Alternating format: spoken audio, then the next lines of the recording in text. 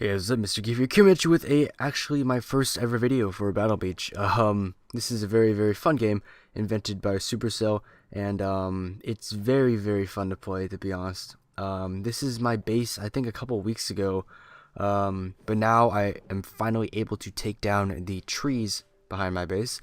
Didn't realize it, but after you get, I think, like, it's not even called town halls, it's like base like 7 or 8, you're allowed to take out the trees behind you, and that actually allows you to get wood. So whenever you spend coins, it will give you wood in exchange. But I'm currently on base. I have reached the max amount for wood, but I need stone. So there's 4 types of resources in this game. There's what do we call it, coins, wood, stone, and iron. And iron you don't get for a while. Stone I'm currently working on, trying to get my base up to maxed. And this game is very fun. I mean, I've played it nonstop pretty much. I've actually played it a lot more than Clash of Clans currently. Reason for that is because it's a little bit more faster paced, and you give more control with your troops.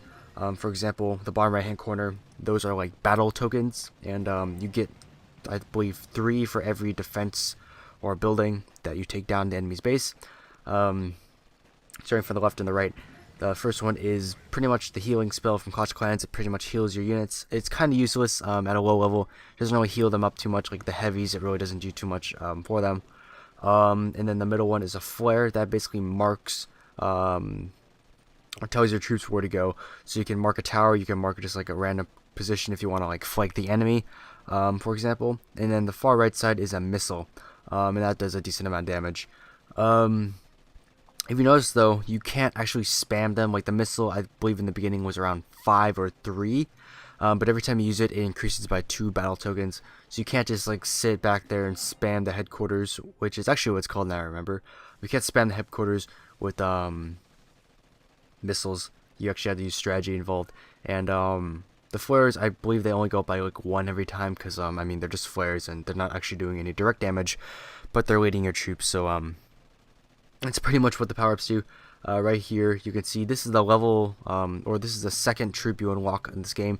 It's called the, I believe it's Heavy. Doesn't do a lot of damage, but he does have a lot of health. It's pretty much like a giant equivalent to Clash of Clans. Very good. I highly recommend you use, actually, when you're beginning the game, use mostly those guys, because to be honest, the foot soldiers are pretty weak, and they don't really do a lot for you. Another thing that's cool is you're allowed to scout bases. So as you see, I'm scouting this like campaign base right here, and I know it's called Kill Zone, right? So I decided to attack it. There's a bunch of mines right there, so I place my troops to the far right side, and then use a flare, and then guide them over to their safety, and then that way they can flank the enemy the easier way. If you're wondering, you can also upgrade your battle ship, so that he has more battle tokens at his disposal.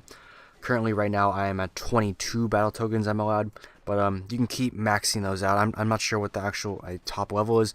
Someone's probably reached it by now, but yeah, you are allowed to upgrade that. You can pretty much upgrade everything in your base. It's pretty nice.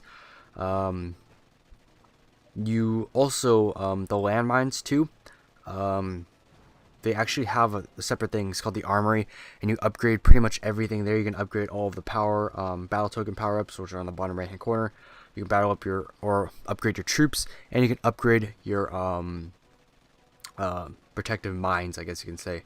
And also when you get the shock grenade or EMP grenade, you can also use that and upgrade that too. But as you notice here, the battles are actually a lot longer. They're like 4 minutes and like 30 seconds, which is great because it does take a long time to take out these bases. Especially if you have a heavy, because heavies really do not have a lot of firepower, as you can say, and this is a very slow process. But in the meantime, you can be like thinking about like, oh, I gotta go back to my base and make this type of troop or that type of troop. That way you're ready for another raid. And yeah, you also get medals instead. And as you see, there's enemy players on enemy or other islands, and you can kill them and take their loot, and like they can't spawn that island anymore. But they can also take your resource bases. That's a new thing. Every resource base is actually connected, so it's pretty much on like a wide thing where people can like take your resources and such like that, and you can fight back for them. And for example, right now I have 3 resource bases. I have 1, 2, 3. Yeah, I have 3 resource bases.